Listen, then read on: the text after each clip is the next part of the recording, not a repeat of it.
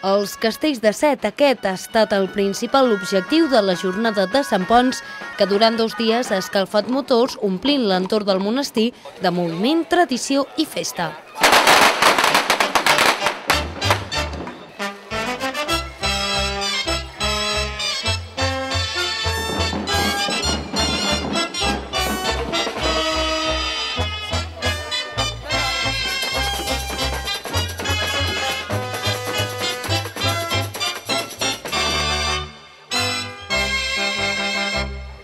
Sant Cugat, els ciutadans i les entitats s'hi han volcat un cop més amb les celebracions de Sant Ponç, que any rere any apleguen milers de persones.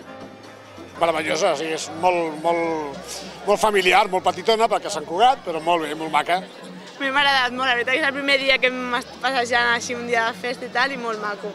Molt bé, hem estat tot el matí donant voltes veient les parades i ara veient la festa, ho trobo molt bé. Entre les celebracions i l'ambient festiu, els camises verdes han aconseguit assolir el seu objectiu.